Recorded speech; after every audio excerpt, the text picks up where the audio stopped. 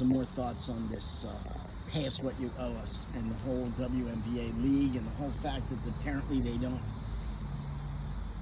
Interestingly, the Post, okay, let me get this a little more. The Post, I read 3 to 4 articles in the Washington Post, the last one by Candace Bruckner, whatever. And there was a lot of stuff I found laughable about that article and woke and lesbian-esque, I don't know. But the first thing, the league doesn't make money, and they want money, and they say they're owed money, even though they're not. They're as players are not drawing the fans and the viewership on TV that would get them the money that they think they deserve. On the one hand, on the other hand, interestingly, the Washington. Okay, that's what I was going to say. The Post and the articles that I read on the internet, none of them strangely mentioned that fact that the league doesn't make money, and yet the girls expect money.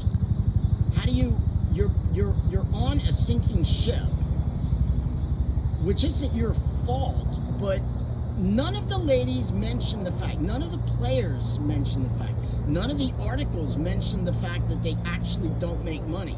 Where do you think the money's going to come from? Are the men is the patriarchy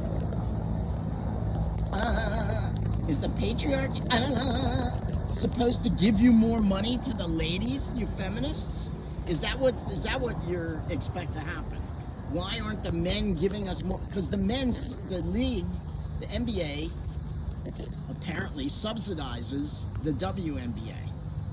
So you want more money from the patriarchy?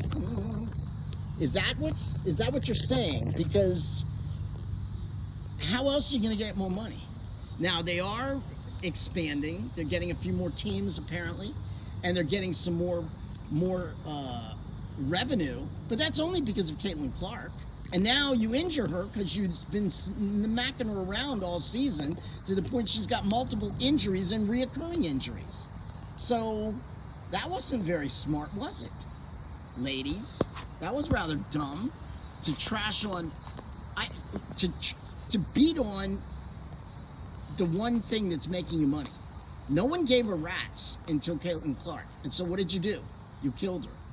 It's like Jesus. Jesus came and gave you everything that you need.